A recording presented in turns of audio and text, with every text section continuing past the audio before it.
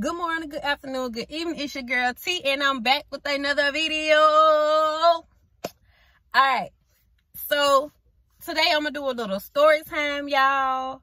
I feel comfortable telling this story now because it's been, let me see. Hold on. Okay, I'm back. So it's been about 6-7-ish years. This happened back in 2017, y'all. And so I can finally share this story or whatever. But this is going to be a story time about, y'all, how I spent 3 weeks in jail. 3 weeks, 3 whole weeks, y'all, in jail. Now, I'm laughing and I'm smiling, but there is nothing funny about this story, y'all. I was so scared. Like, I was terrified when I had to go to jail. I didn't know what was going on. I didn't know why or whatever. And it's like, it's a backstory of, you know, a little stuff before that, but I'm not going to tell that story on here. But, so basically, I was at the end of a probation period. Like, literally 1 month until the probation period was over. And so, I went to see the people or whatever, and they let me know that I was going to jail. So I'm like, I'm going to jail? Like, what? Like, I'm literally 1 month from being done doing everything that I needed to do, y'all. And this had been a long process. Like, I was so excited that the process was going to finally be over and I was going to have the situation behind me. So when they told me that, like, y'all, I was just in shock. I didn't know how to feel. I didn't know what to do. So they transported me and I got down there, y'all. Okay, so y'all know how y'all hear all these stories about people telling, like, what it's like to be in jail, blah, blah. But I wasn't in prison. Like, I was just in, like, a regular, I guess it's called, like, a county jail or whatever. Just a regular jail. So they transported me down there. And so I went down there. And, they had me, I think I signed some papers. I think I had to take a picture. I'm not really sure. Like, my memory's kind of, like, clouded on the beginning part of it. And they had me to sit in this waiting room. So I was sitting in this waiting room. So it was a lot of different people in and out, in and out, in and out. And I was literally sitting in there until nighttime, y'all. It was late in the night before they called my name to let me know what was going on. So they gave me my papers and they let me know why I was in there. And they also let me know that I had no bond. So no bond means that I could not get out. I couldn't call nobody. My bad, y'all. Somebody walked by. So, no bug means I could not get out. I couldn't call nobody. There was nothing I could do. So, I was just sitting there looking dumbfounded because I'm like, what? Like, why? So, when I read my paperwork on why I was in there, it really was a valid reason. They really found loopholes through it. I'm just put it that way. They found loopholes through it because I was literally 1 month from being done. It was the month of February. It was February 21st to be exact. I was going to be done March the 17th, I want to say. It was between the 15th and the 17th. Literally, I was going to be done with everything that I needed to do. So they found loopholes, whatever. So back then, like, I was pregnant at the time. I had just found out I was pregnant 2 months prior. So my mind was just everywhere. It was just racing. And I was like, you know what? I don't even feel the need to call nobody or nothing. Like, I was just like, I'm just going to go through the process. Like, whatever happens, happens. I had just given up on the situation because I was already going through other stuff in life. I was already depressed. I was already down. So, like, me going to jail was just the icing on the cake. I was just like, you know what? It is what it is. Like, whatever happens just happens at this point. Like, I didn't cry about it. Like, I wasn't sad. I was just like, you know, whatever. I was scared, though. I was scared. Y'all, I was scared because I didn't know, like, what to expect once I get to the back. So, they gave me my paper. I read on my paper for a little while. I seen that it was no bond. So, then later on, like, because it was like this number that you can call to check the time on the little phone that was in there. So, later, I called and I seen that it was like midnight. So then they finally came and got me. They got me and like 2 other people. And then we went to the back. And so we had to change out our clothes that we had on into something else. So I was just like, we got to change in front of everybody. Like, it was like 2 officers and then the 2 other women that came back. I'm like, we got to change in front of everybody. Like, you know, I don't know y'all. Y'all don't know me. And when I say we had to change, we had to get like butt naked. And that's so embarrassing, and that's so belittling to a person. So, and I'm not the type of person, like, I don't even show a lot of skin when I wear clothes. So it's just like, just imagine how I felt, like, ugh. So anyway, we had to do that. So once we got like butt naked, they made us squat and pull our cheeks apart, y'all. This is so embarrassing. Like, they made us squat and pull our cheeks apart to make sure like we won't hide nothing, like we didn't have nothing stashed like in our bras, blah blah. So then they gave us like clean underwear and clean bras, and they gave us 2 of each and socks. So they gave us 2 pair of brand new socks, 2 pair of brand new underwear, and 2 brand new bras to put on. So once we changed into that, they gave us a suit to put on, and then they gave us an extra bag. I mean, a bag. So the bag had an extra suit. It had soap. It had feminine products. It had toothbrush. It had toothpaste. It had deodorant. It had a cup. It had a comb so you can comb your hair, and it had something else. I want to say it had a towel, but I can't remember if it had a towel or not. I can't remember. So yeah, that's what it had in there. So it was basically like a little hygiene bag, and then the bag was like a laundry bag, so you can put your clothes in there and you can wash your clothes inside the laundry bag or whatever. And so I also had like a little piece of paper that the officers had gave me where I had written some stuff down. So I had that paper with me too, and they let you keep it. And then I had my paperwork saying why I was in there. So then when they gave us the bag, we walked to the back, and then when we got to the back, it was like this big old open area. And then it was like different pods, I guess that's what they call them. Each one of them was locked. And so when they told us which pod we was going to, they gave us like a little mattress, a little thin mattress about this thick, and they gave us a blanket. Now, me being pregnant, they gave me 2 blankets. So I was like, okay, cool. Like, I can use one as a pillow or whatever I need to do with it. So we get into our pods. Now, mind you, this pod that I was in, it was overly crowded, like overly crowded. It was so many people in there. So my first night, it was 5 of us in one pod. So it was, and there's only 1 bunk bed in there. So the rest of us was on the floor. So then, like, as soon as I got comfortable, finna go to sleep, they came and got me and pulled me out the pod. So they was like, you know, it's against the rules to have a pregnant person sleeping on the floor. So they pulled me out, and then they sent me upstairs to a different pod. So they put me in a pod with an older lady. So, you know, I ain't had no issues with it. I'm like, okay, cool. Like, she older. I ain't got to worry about nobody bothering me. Like, she gonna mind her business, I'm gonna mind my business. And then I'm quiet anyway. So it was just like, it is what it is. So then the next day, they woke us up early. We had to get up at like 6 o'clock to eat breakfast. Like, no later than 7. To eat breakfast. And then like the breakfast food was not nasty though, y'all. I couldn't say they food was not nasty at all, but I ate breakfast that morning. But when it was time for lunch and dinner, I did not eat, y'all. I sat there and looked at the food. And so again, by me, when you're pregnant, they give you extra fruit, they give you extra milk. So by me not eating, people was like, you know, can I have your milk? And I was just like, sure, like, I don't care. And then like my first day was like, can I have your fruit? I was like, sure, like, I don't care. Like, I'm just sitting there, like, I was sitting by myself, and I'm like, y'all can have it. And so, you know, like, as that first and second day went on, because I didn't eat for 2 days, as that first and second day went on, I was feeling like a little bit more settled. Like, my anxiety had went down. I wasn't as scared as I was going in, because like everybody was pretty much minding their business, honestly. Like, it was 2 other one lady had went off to have her baby, and then there was another lady that was like 8-9 months pregnant in there.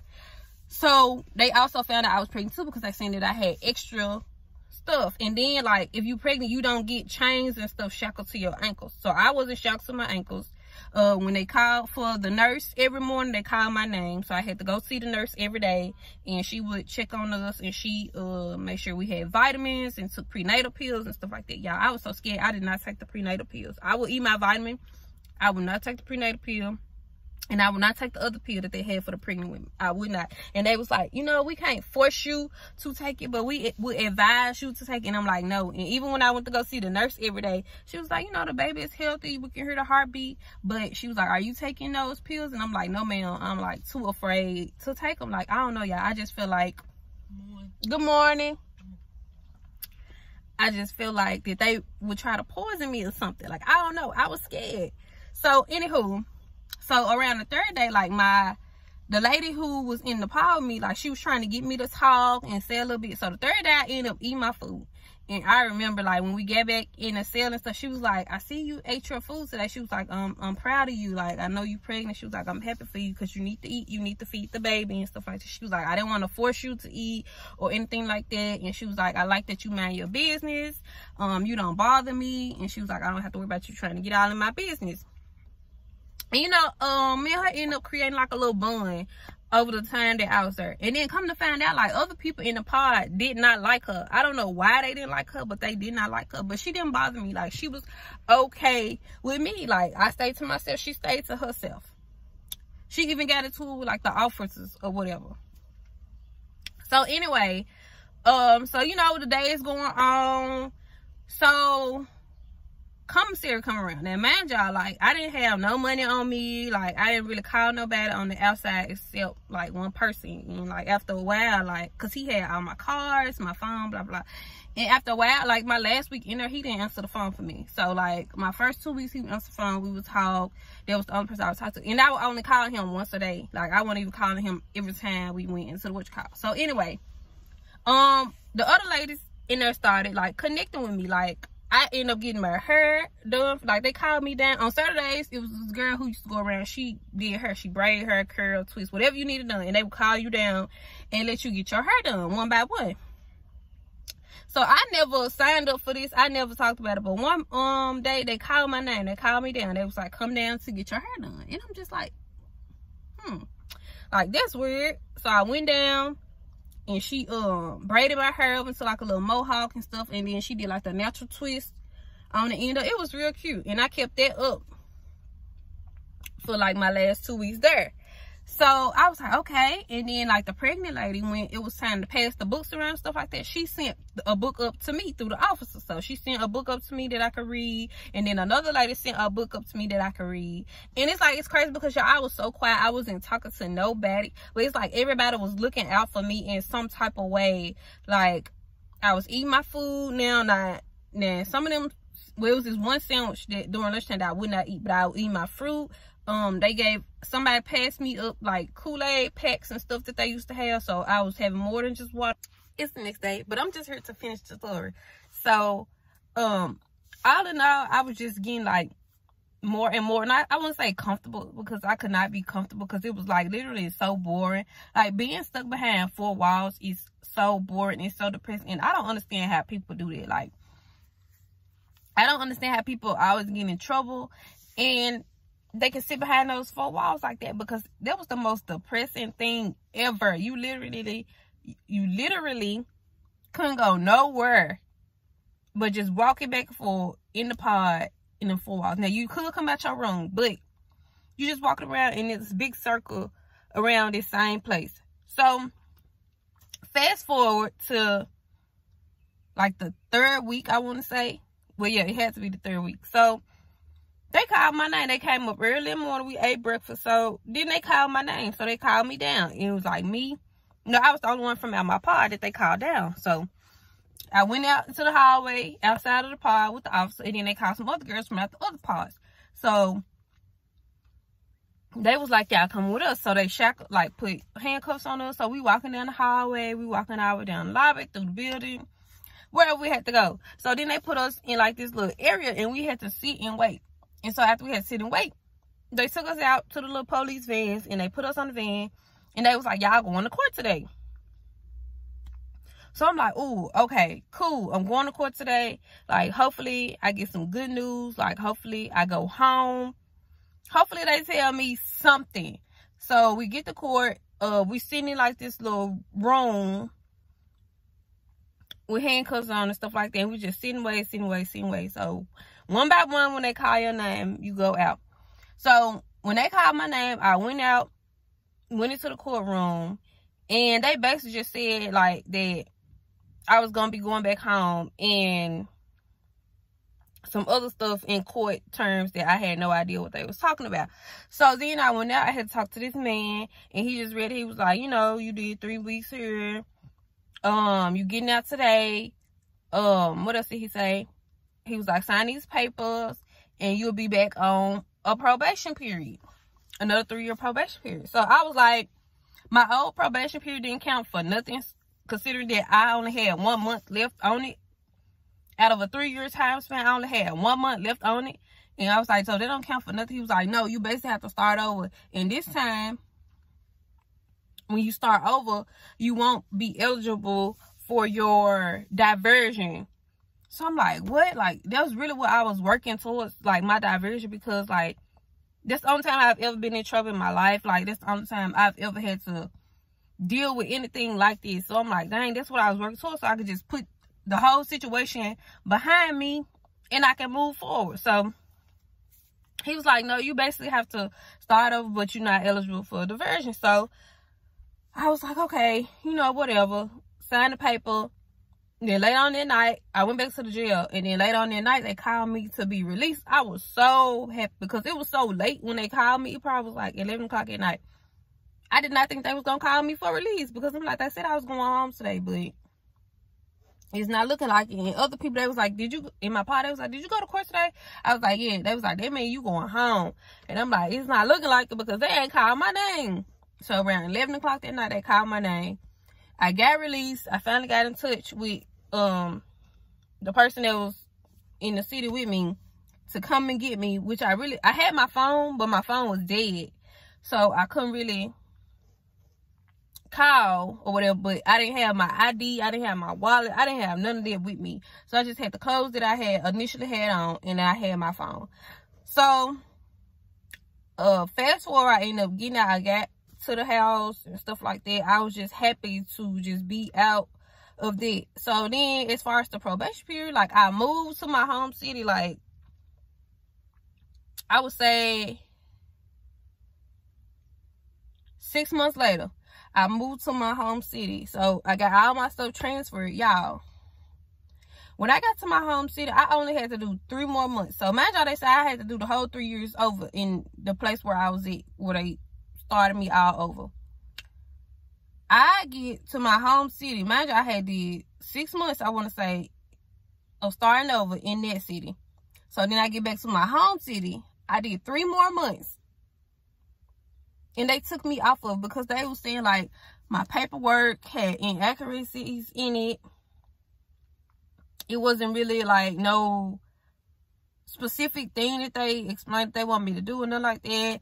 I haven't gotten in any trouble on the first 3 years that I was doing, and I hadn't gotten in trouble the next, I guess you could say the next year, because it was almost a year, like 9 months in. I haven't gotten in trouble doing that time. They was like, I'm not high risk. Like, it's basically just a waste of my time and their time for me to keep coming back. So they was like, we're going to meet one more time, and then you don't have to come back here no more. So I met with them one more time. They was like, yeah, you don't have to come back. Like, you are okay. And it was like, it was just dismissed. It was closed. Like, and I was like, I don't need no paperwork or nothing saying it. Like, nothing. And they was just like, no, like, it's just over. And I was so upset, y'all, because I'm like, they could have let me go there last month and get the whole situation behind me instead of wasting my time, having me start all the way back over. And then when I got transferred, it's like, it just disappeared or something. I don't know, y'all. The whole situation is crazy and it's confusing to me. And I still think about it to this day, because I'm like, it's got to be something. Like, it's got to be a way for me to get this whole thing behind me and get this situation settled. But I would have to go back to the original city of where it happened at, which I haven't been back there in like 6 years. I would have to go back, go through their court, go through their judges and stuff like that, because of course my home city, there's nothing that they could do, because the original incident happened somewhere else. But they was like, I've even went to like sessions, I went to classes in my home city. Like, I've been to these little meetings, these little seminars, and everybody telling me the same thing. And they was like, had it happened, had the original situation happen in my home city, like, I basically could have got a lot of things handled as far as getting it behind me. So yeah. But yes, y'all, that is the story time of me spending 3 weeks in jail. 0 out of 10. Would not recommend. I don't care how people try to make it look, how people try to butter it up. I would not recommend. I would not recommend getting in no trouble. I would not recommend nothing. Like, And since then, like, that was my own time being in trouble in my life. And no matter what goes on nowadays, like, I just let things be what they is. It is what it is. Like, I don't care. Do what you do. Say what you gotta say. Y'all can have it. So that is my story time. I hope you guys enjoyed it. I hope it was not rushed. I hope it was just like a good little story time for y'all. And I hope you guys come back to see more videos. Let me know if you want more like this. And I'll see you in the next one.